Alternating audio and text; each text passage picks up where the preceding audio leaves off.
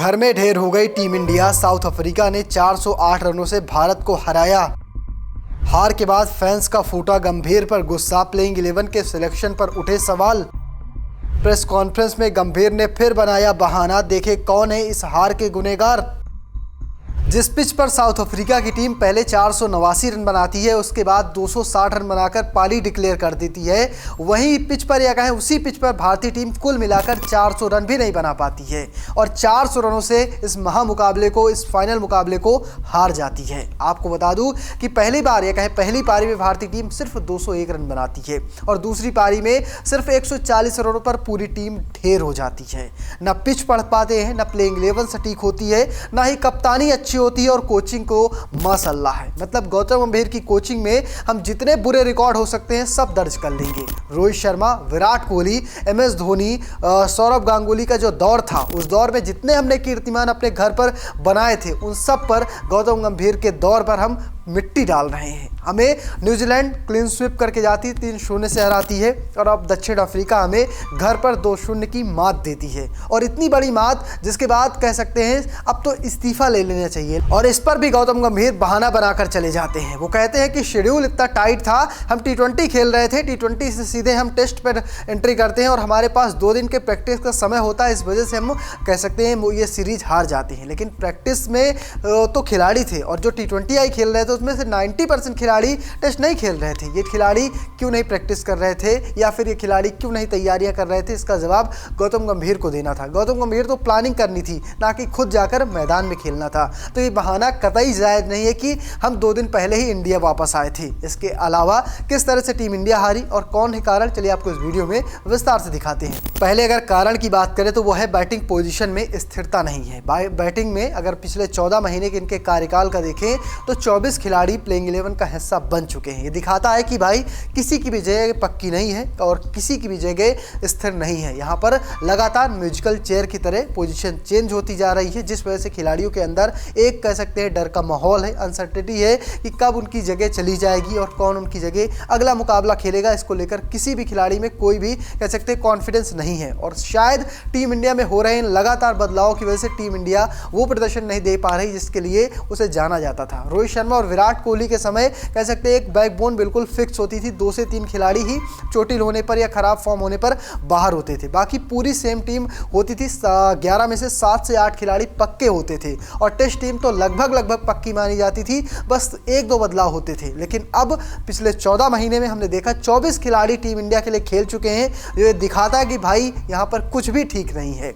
और आपको बता दें कि गौतम गंभीर की कोचिंग में हमने 9 मुकाबले अपने घर पर खेले हैं और 5 मुकाबलों में हार का हमें सामना करना पड़ा। ये दिखाता है कि कहीं भी इस वक्त टीम इंडिया के हाल बढ़िया नहीं है। दूसरा कारण है अक्षर पटेल पर नीतीश रेड्डी को तरजीह देना। नीतीश रेड्डी की जगह क्यों है प्लेइंग 11 में, कोई कुछ नहीं कह सकता। ना उन्होंने गेंदबाजी करनी है, ना ही उन्हें बल्लेबाजी करनी है। इन सब के बावजूद भी वो टीम में हिस्सा है। आपको बता दें कि वो ऐसे खिलाड़ी हैं जो कह सकते हैं आपको विदेशी जो कंडीशन होती है, खास करके सेना कंट्री, वहां पर फायदा पहुंचा सकते हैं। लेकिन इंडिया में उन्हें प्लेइंग 11 में शामिल करना कहीं ना कहीं बिल्कुल जायज़ नहीं लगता है और आप उनका सही तरीके से प्रयोग भी नहीं कर पाते। पहली इनिंग में वो 6 ओवर गेंदबाजी करते हैं और दूसरी इनिंग में सिर्फ 4 ओवर गेंदबाजी करते हैं और कुल मिलाकर 49 रन खर्च करते हैं और एक भी विकेट नहीं चटका के दे पाते। और अगर उनकी बल्लेबाजी की बात करें तो जो ऑस्ट्रेलिया में उन्होंने शतक लगाया था उसके बाद से अब तक सिर्फ 109 रन बना पाए हैं। उनका जो एवरेज है वो मात्र 10 का है। ये दिखाता है कि ना उनकी बल्लेबाजी चल रही है, ना ही उनकी गेंदबाजी चल रही है। तो उन्हें टीम 11 में या कहें प्लेइंग 11 में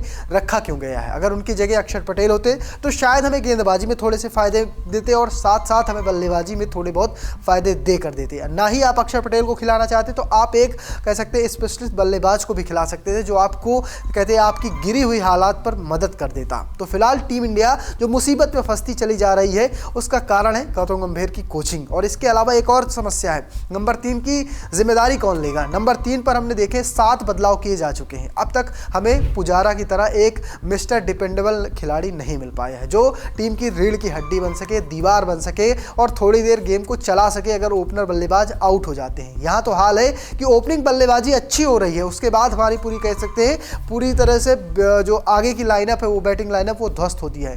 हम 97 पर या कहें 94 पर 1 विकेट होते हैं और 127 तक पहुंचते पहुंचते हम 7 विकेट हो जाते हैं और इस पर भी कोई जवाब नहीं गौतम गंभीर के पास। वो कहते हैं कि इसे एक्सेप्ट नहीं किया जा सकता। अरे एक्सेप्ट नहीं किया जा सकता, आपने कार्रवाई क्या की है, यानी एक्शन क्या लिया है, किस पर, किस खिलाड़ी पे आपने बात की है, या फिर पूरी टीम को ही चेक कर दो। तो कुछ एग्जैक्ट अब निकल कर आना चाहिए क्योंकि अब तो पानी सर के ऊपर जा चुका है। अगर अगले कारण की बात करें तो पिच पढ़ने पर नाकाम है खिलाड़ी। आप बिल्कुल सही सुन रहे हैं, ना हमारे बल्लेबाज और ना ही हमारे गेंदबाज पिच पढ़ने के लिए पूरी तरह से काबिल हैं, क्योंकि हमारे कोच और कप्तान तो पढ़ ही नहीं पा रहे हैं। हमें ये पता ही नहीं है कि किस पिच या कहें हमारी ही पिच कैसे रिएक्ट करेंगी, किस तरह से उन पर गेंदबाजी होनी चाहिए, किस तरह से बल्लेबाजी होनी चाहिए।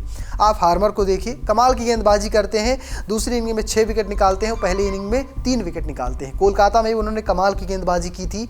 आपको बता दें केशव महाराज यहाँ पर फीके पड़ गए हार्मर के आगे, लेकिन हार्मर को पता था कि कैसे गेंदबाजी करनी है। अगर बात करें दूसरे छोर पर मार्को यानसन की, तो पहली इनिंग में टीम इंडिया के 6 विकेट मार्को यानसन ने भी चटकाए थे। ये तो दिखाता कि भाई अकेले ही वो खिलाड़ी हम पर भारी पड़ गया। ना हमारे सिराज काम आए, ना हमारे बुमराह काम आए, ना जडेजा काम आए। जडेजा ने जरूर दूसरी इनिंग में 4 विकेट चटकाए, लेकिन तब तक बहुत देर हो चुकी थी। पहली इनिंग में उन्होंने 489 रन ठोक दिए थे हमारे ऊपर। तो कह सकते हैं कि हमारे गेंदबाज पिच पढ़ने के लिए पूरी तरह से कह सकते हैं काबिल नहीं नजर आए और बल्लेबाज तो पूरी तरह से फेल हो गए। पहली पारी की बात करें तो 95 पे 1 विकेट था, दूसरा विकेट गिरता और उसके एक बाद 127 पर हम 6 विकेट हो जाते हैं और पूरी तरह से हम बैकफुट में होते हैं। कुलदीप यादव सबसे ज़्यादा गेंदें खेलते हैं उस पहली इनिंग में। दूसरी इनिंग में अगर बात करें तो सिर्फ और सिर्फ जडेजा के बल्ले से एक 50 आती है। इसके अलावा पूरा बैटिंग ऑर्डर हमारा फ्लॉप नज़र आता है, इस वजह से कि हम पिच को ही नहीं पढ़ पा रहे हैं, हम गेंद को ही नहीं समझ पा रहे हैं, हम स्पिन ही नहीं खेल पा रहे हैं। सबसे बड़ा कारण है गौतम गंभीर की कोचिंग। गौतम गंभीर जब से हमारे कोच बने हैं टीम इंडिया टेस्ट टीम के, तब से हमने 19 टेस्ट मुकाबले खेले हैं और इन 19 टेस्ट मुकाबलों में 10 मुकाबलों में हार का सामना करना पड़ा है। लगभग हम अपने 60% मुकाबले हार चुके हैं और इसके अलावा 5 मुकाबले हमने जीते हैं, 4 मुकाबले हमारे ड्रॉ हुए थे। ये दिखाता कि हम कहीं भी स्टैंड नहीं करते WTC फाइट में, क्योंकि हमसे आगे तो कह सकते हैं पाकिस्तान भी अब पहुँच जाएगी, क्योंकि जिस तरह से हमारे हालात हैं वो हमें टिकने देंगे नहीं। और आपको बता दें गौतम गंभीर की कोचिंग में ना हमारा नंबर 3 फिक्स हो पाया है, ना हमारा नंबर 4 फिक्स हो पाया है। 5, 6, 7 कौन खेलेगा कुछ कहा ही नहीं जा सकता है। और इसके अलावा गेंदबाजी में बुमराह और सिराज को छोड़ दिया जाए और कुलदीप को छोड़ दिया जाए तो कौन गेंदबाज है कोई दावे के साथ नहीं कह सकता है। नंबर 3 की बात करें, आपने साई सुदर्शन को मौका दिया, आपने करुण नायर को मौका दिया और इसके अलावा आपने वाशिंगटन सुंदर को भी मौका दे दिया। 3 नंबर पर खिलाकर भले 8 में दूसरी इनिंग में उन्हें खिलाते हैं, दूसरे मैच में खिलाते हैं। जिस तरह से टीम में म्यूजिकल चेयर वाले हालात है ना कि कब किसकी जगह कौन खेलेगा कोई चीज़ कंफर्म नहीं है। और टीम इंडिया में सच में सबसे बड़ी दिक्कत यही है। अगर आपको घर पर खेलना था, आप सरफराज खान के साथ जा सकते थे। सरफराज के रिकॉर्ड कमाल के हैं। न्यूजीलैंड के खिलाफ जब हारे थे तब भी सरफराज का बल्ला चला था, आपको याद दिला दूं। और इसके अलावा करुण नायर, इन्हीं पिचों पर विजय हजारे में ताबड़तोड़ रन बनाए थे, रणजी में ताबड़तोड़ रन बनाए थे। आपने उन्हें इंग्लैंड में मौका दिया था, लेकिन आप जब ज़रूरत थी इंडिया में स्पिन खेलने के लिए तब आपने उन्हें मौके नहीं दिए हैं। इसके अलावा रजत पाटीदार मौके पर मौजूद नहीं थे, लेकिन देवदत्त पैटकल आपके पास थे जिनके पास स्पिन पिचों में अच्छा खासा खेलने का अनुभव है। लेकिन आप नीतीश कुमार रेड्डी के साथ जाते हैं, आप साई सुदर्शन के साथ जाते हैं। साई सुदर्शन ने कमाल की बल्लेबाजी की है, लेकिन वो IPL था, ये रणजी मुकाबले हैं। यहाँ रेड बॉल है और वाइट बॉल में ज़मीन आसमान का अंतर होता है। हर खिलाड़ी, हर बड़ा खिलाड़ी ये बात जानता है, लेकिन आपने सब कुछ रिस्क में रखकर अपनी मनमर्जी की और जिसका खामियाजा ये हुआ कि दशकों बाद साउथ अफ्रीका हमें हमारे घर पर मात दे के जा रही है। और आपको बता दूं कि 92 साल के इतिहास में सब पहली बार हो रहा है और इनकी कोचिंग में हो रहा है कि जब हम 400 रनों से घर में मुकाबला हारते हैं। इसके बाद से कभी भी ऐसा नहीं हुआ था कि 400 रन से मुकाबला हारे हों। और यहाँ पर इतने रन कोई सामने वाली टीम कभी बना ही नहीं पाई थी, इतने हराएगी कैसे। और उसके बाद सबसे बड़ा सवाल था कि हार के बाद गौतम गंभीर ने क्या कहा। तो आपको बता दें गौतम गंभीर हार के बाद ये पूरा ब्लेम BCCI पर फोड़ दिया है। BCCI पर उन्होंने कहा कि हमारा शेड्यूल इतना टाइट था कि हम कुछ कर ही नहीं पाए, हम प्रैक्टिस नहीं कर पाए। हम 2 दिन पहले ही सीरीज शुरू होने से पहले इंडिया लैंड करते हैं और यहाँ पर हमारे पास खेलने का समय नहीं होता। हम ऑस्ट्रेलिया में जाकर कह सकते हैं वो खेल रहे होते हैं T20I और वहाँ से आकर सीधे हमें टेस्ट खेलना होता है। लेकिन आपको बता दें कि आपका जो ओपनिंग ऑर्डर है, ना यशस्वी जायसवाल उस टीम का हिस्सा थे, ना ही KL राहुल उस टीम का हिस्सा थे। इन दोनों को आप कह सकते हैं निर्देश देते कि आप जाकर रेड बॉल खेलिए, रेड बॉल को थोड़ा सा ऑब्जर्व करिए और जब तक हम सीरीज शुरू होगी आप उसके लिए परफेक्ट होंगे। कुलदीप यादव को आप वापस भेज चुके थे, इसके अलावा आप शुभमन गिल को भी वहां पर छोड़ सकते थे, लेकिन आपने ज़बरदस्ती तीनों फॉर्मेट खिलाने के चक्कर में शुभमन गिल को कह सकते हैं इंजरी दिलवा दी। और इसके अलावा नंबर 4 पर ऋषभ पंत वहां पर मौजूद नहीं थे, 5 नंबर पर खेलने वाले जडेजा वहां पर मौजूद नहीं थे, और इसके साथ साथ सिराज वहां पर मौजूद नहीं थे। तो दिखाता है कि आपकी जो टीम थी, कोर टीम 7 से 8 खिलाड़ी फ्री थे। अगर वो चाहते, अगर वो प्रैक्टिस कर सकते थे, रेड बॉल के साथ प्रैक्टिस करते, तो शायद ये दुर्दशा टीम इंडिया की नहीं होती। और उसके बाद गौतम गंभीर से पूछा गया कि क्या आप इस्तीफा दे देंगे। ये सवाल सुनते ही गौतम गंभीर तो आग बबूला हो गए, लेकिन उन्होंने कहा कि आप मत भूलिए कि मैंने अपनी कोचिंग में, या मेरी कोचिंग में टीम इंडिया ने इंग्लैंड में जाकर सीरीज ड्रा कराई थी। इसके अलावा हमने चैंपियंस ट्रॉफी जीती है, हमने एशिया कप जीता है, लेकिन आपको बता दें कि 2 वाइड बॉल जीतकर